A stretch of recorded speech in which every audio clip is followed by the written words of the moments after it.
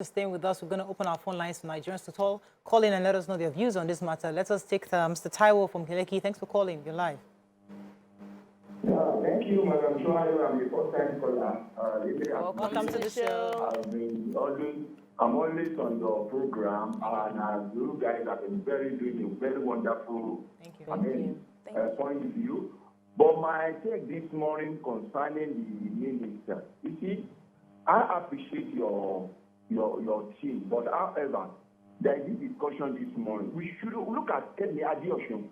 Is that not the certificate issue? NYSC certificate issue that she was dropped or she was asked to resign.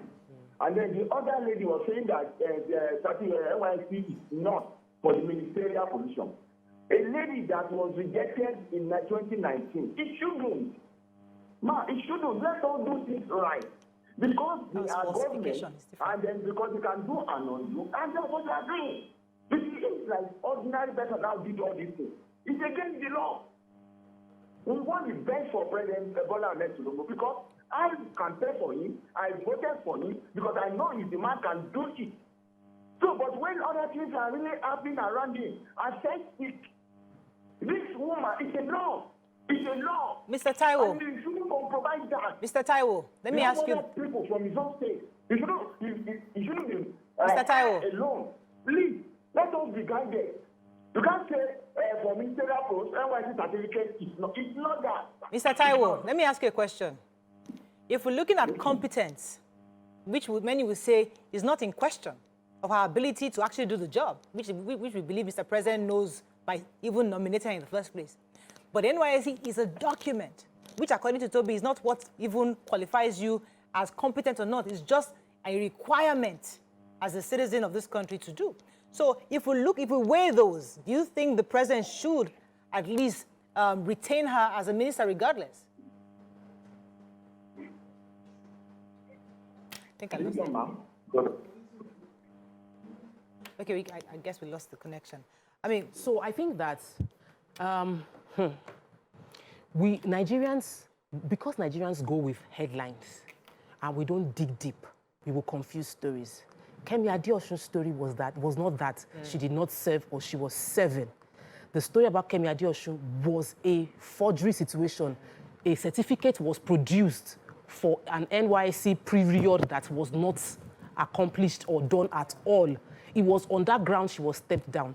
This is not a case of forgery. They've not alleged that she submitted a forged document for a ministerial appointment. That's why it's always important to get facts, because we will now start muddying up the story, and a year or two from now, you will not even know what the truth of the story was, what really happened.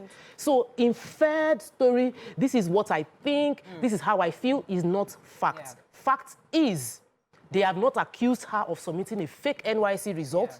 They have not accused her of being dishonest. They've said that she's currently serving, and based on the fact that she's serving, she cannot take a political appointment. That's what they are saying. So, and that is subject to the law saying it is right or it is wrong. So my question now is, what do you think should be a crisis management strategy? Because when the article came out where she was saying that, listen, yes, I am a corper, I've done 8 months, I only have 4 months left to go, she had come out to say that wasn't for me. But how do we manage this? So there are a few people saying that, okay, the president should come out and say, listen, I nominated her, I'm standing by her, she's my nominee, there's nothing she should have done. Or she's my minister, and I'm standing by it. Others are saying, no, let her put the step down for a moment, finish up, and then come back. Others are saying, totally disqualify her. What do you think should be the resolution to this? Let me come to you, Toby, your thoughts. The resolution on this, for me, I do not think that us stepping down now and continuing after 4 months would be the way forward, because we think about the ripple effect of these things in another 4 months. So the ministry in which is overseen, what then happens? Would there be an interim person taking over or an acting minister? What then happens? Because that's another process that would have to take another time. I mean, because, you know, even before these ministers were settled for, we know how long it took us. Now, look at this happening again, and what would then happen going forward? But we'll see how that, because, I mean, let me take this call from Abbas. I'll come to you, Tokwe. Abbas from Enugu, thanks for calling. Yes. You're live. My take is this. We are not looking at competencies. We are looking at character. So let's the president choose people who have character. So we can't be discussing service while you are a minister. How does it sound? You are quoting law. You are quoting law to defend her. That is what sometimes during Buhari's regime, somebody didn't serve, and she was made a minister of finance. And we are defending this one now. So where do you want us to go as a country? This might take. Please, let us not side people that is not competent to do. I didn't hear him very well. We were still going back to Kemi Adeosun and the Buhari saga. Like we said. Now, please increase the volume. As in, it's like we did not hear. Nigerians, once we've heard something, we don't hear any other thing. According to majority of Nigerians now, it's that this woman does not have character. That's not what they are discussing. The conversation is, I don't need to shout because you can hear me from my mic. She's still serving, and now she's been appointed a minister. So we're trying to decide if she should finish her service and step down for being a minister or not. A part of me feels that the president should have put a statement immediately this news broke out to say where he stands. When there's silence, people will feel it with different things. Maybe he's also trying to get more perspective to the story. Maybe we'll give that benefit of doubt. But if he does, it's an executive position. She's serving at the pleasure of the president, backed by approval of the House. The House has approved, the Senate has approved. She's not a lawmaker. If she was going, Falana was quoting regarding a lawmaker contesting for an elective position. She's not contesting for an elective position. She's not she was appointed. So all the conversation on the precedents that we have legally don't apply to our own case. According to you? According to the precedents quoted by all the lawyers that have quoted, none of them have quoted the case of a minister who is serving. So we have an opportunity to make a new interpretation to the law. Let us not subject it to our own. Let the Supreme Court do that interpretation, because what they are quoting now, Femi Falana and other lawyers are quoting, the case of Modibo, it is a case of they took it to the High Court. High Court said, no, strike out. Appeal Court said, bring him back. Supreme Court said, we go back to the High Court's rule. So now we have precedents. Now we don't have. So the president can stand in as his role as the executive CNC and say, I want her there. I believe she can deliver. Or we can decide to say that the president is not saying anything. The president says, let's go with the rule of law. And they take it to court, and we wait until the court decides and we know what we're doing regarding this matter. Because I hopefully can get more calls. Because if the president picks anybody to run, we expect that he knows. So why is her competence being questioned? No, it's a character they're trying to I'm just saying that, okay, so competence and character, why is it therefore being questioned? Because, and if, now my own worry now is, the document, which was supposed to be like a crisis management document, saying that, listen, yes, I've done 8 months, I have 4 months left, we're still having a conversation with NYSC. Was that right? If she's now she has denied that she didn't come from her office, what do you think she, as a person, ought to do at this moment? As you said, the president would have come out with a statement defending his nominee, defending that, listen, I picked her and I'm standing by her regardless. That would have been great for Nigerians to see at this time. But her as a person, should she be mum? Should she retain being mum? Or should she come out to say something? So let me take Neka's call from Port Harcourt. Good morning, Neka, you're live. Okay. Please, the question is, why is she just serving now? Did she just come out from the university or something? We should, it's time for us to be a bit more different in this nation. We should face the truth. Did she just finish? Neka, let me answer that question immediately. What is the reason for her serving now? That is what we should consider. She didn't complete it when, I think it was back in 2003, I believe, when she had served and was posted to Ebonyi State, right? Unfortunately, she didn't complete it. We didn't know exactly what happened that she didn't complete it. Now, we're saying that she's been appointed as minister in 2023, and we're saying that can she go back to complete it, or if she completing it, should she be allowed to retain her position as minister? That's really the conversation. Please, she's not the only person in this mission to be found competent to serve in that capacity. There are many more people. Let's look for straightforward people to do this, to help us in this position. I heard she responded, from when we were discussing, I don't know, it came up, as comments came up. Is that the right thing to do? Does that show a good citizen? Let's be more. That's All right. the thing. I So didn't it's a really, this is really worrisome. And I would go back to what we say, how we say it is very important. Now, she's saying that what she's done does not show good character.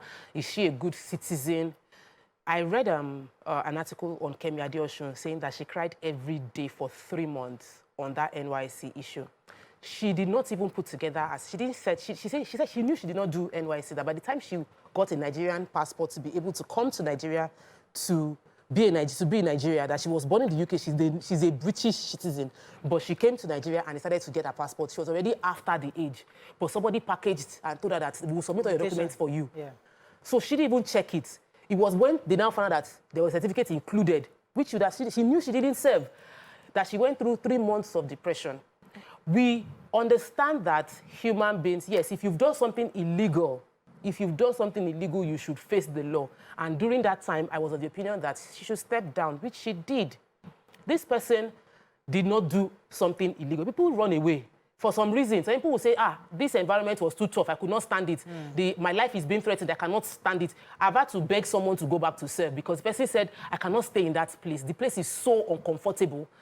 But what would we say? The person has absconded. So the conversation around this, please, Nigerians, seek the fact. If you don't have the fact, don't just bother. Wait for whatever rule of law would come out on this. Let me just correct myself earlier, because I said 2000, it was actually 2001 that she had initially served. But yeah, let me come to you. I mean, we have to wrap up on this, but go ahead, let me... You asked a question about if she should keep mum or just say something.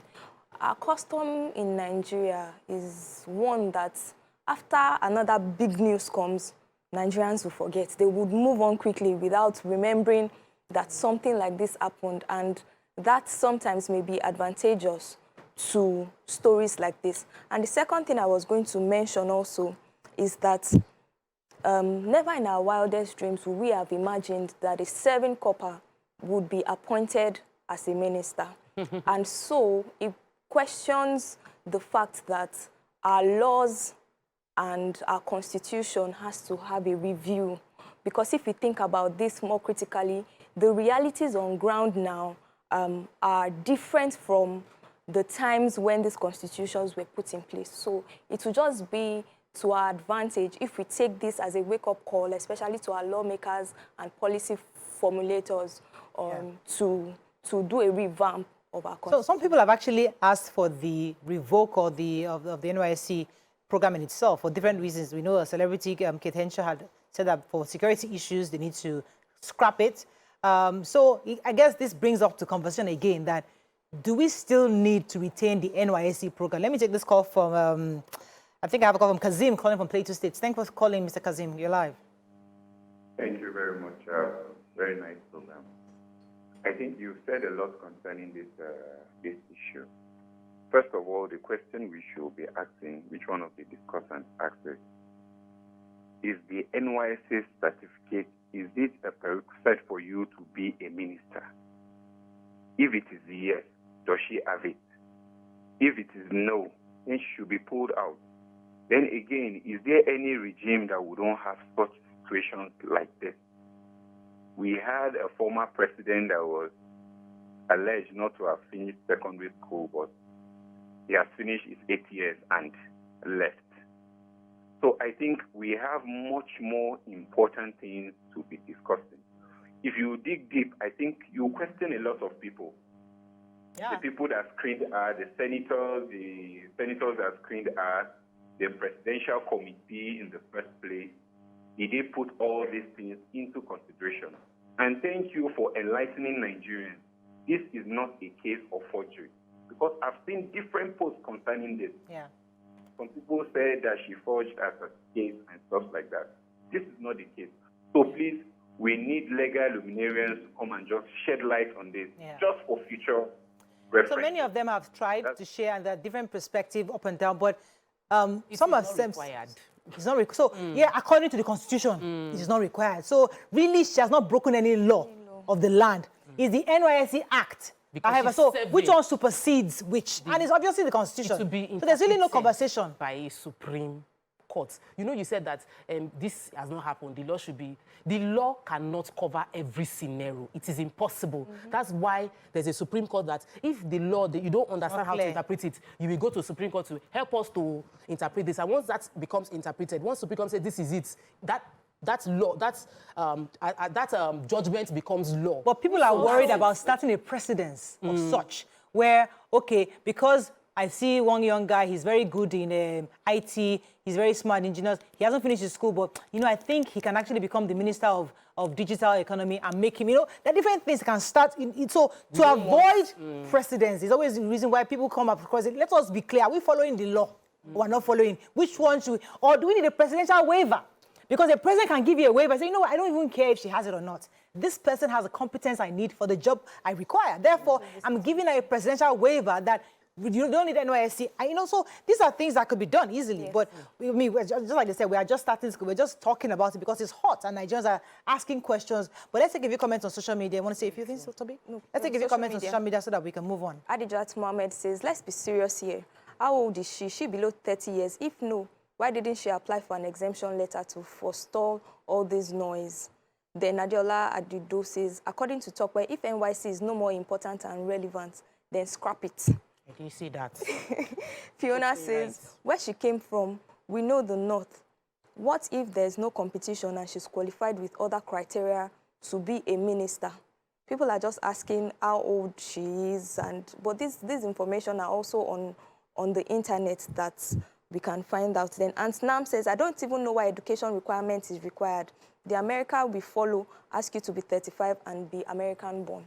So she's just giving us different requirements. And again, so we always decide, do we want to go with our laws or do we want to cherry pick when we follow the laws? But I think this conversation can actually be wrapped up right now because the truth is that the Nigerian Constitution does not require for you to have that NYSC to become a minister. However, the NYSC Act insists that everybody who is below 30 must get an NYSC certificate after serving. You're going to say something? Yes, Fiona says, Nneka, what if the zoning found her?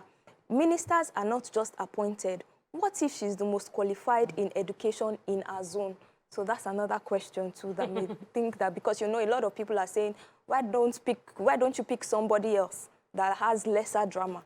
And this question also. Well, so NYSC came out to say, yes, confirm she's a serving corper. That's why the conversation started. So I guess we now have to wait for her employer to let us know as Nigerians if they're going to retain her. And if they do, I think it's something we should accept. And so far, she hasn't really officially released any document. The document that is flying around is not from her. She has come out to say, it's not from me. So she hasn't said anything about it. And I think Nigerians can put the case at rest at this moment. Let's go on a break now. We'll come back, move on to our next segment. Stay with us. We'll be right back.